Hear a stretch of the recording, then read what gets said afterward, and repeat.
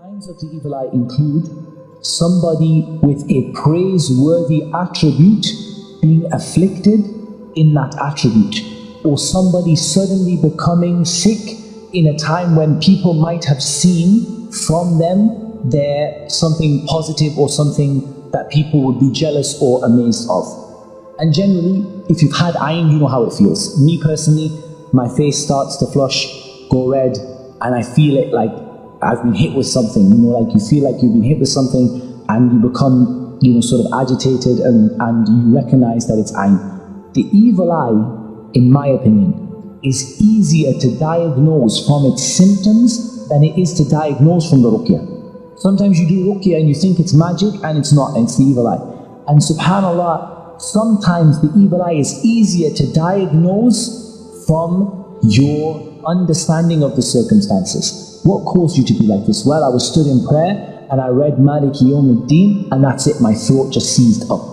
For a lot of people, this is going to relate to the evil eye. Or a beautiful child suddenly becomes very sick. And it might be magic, it might be the jinn. But you see a really beautiful child and this child has become really sick for no reason, and the sickness is quite incurable. Nobody can find what the sickness has been caused by. Yes, it could be a jinn problem. Yes, it could be magic. But you're thinking a little child, who's going to really, maybe necessarily do magic on a small child?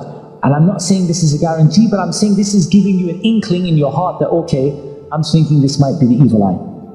However, diagnosing it from the ruqyah often occurs when you have eliminated jinn possession and magic. I.e., there is no jinn that you can see inside the body of the person, and it's not fitting any of your other cases. It may well be that it's the evil eye. But again, I'm reluctant to give you, if you read this ayah and the person twitches, it's the evil eye. If their face flushes, it's the evil eye. If they yawn, it's the evil eye. These are all things I've heard people say. They're written in some of the books of ruqyah. These are not really very precise. They might be true for some, they might not be true for others. What we're saying is don't rush. You don't need to rush. Give yourself some time, do some recitation, do some different recitation.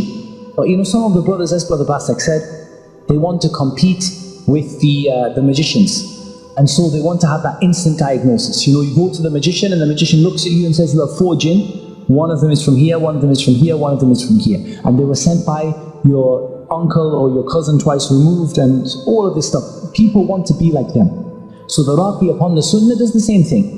People come in, he's like, okay, I'm going to read 3 ayat. I'm going to read an ayah that has the word sihr, and an ayah that has the word ayn, or something related to ayn, and an ayah that has the word jinn, and whichever one you twitch in, that's your problem. This isn't really very precise, and it's not very accurate, and it leads the jinn to play with you. Because the jinn knows you're like that. The jinn knows it's been sent for magic. All it has to do is just twitch the person's eye.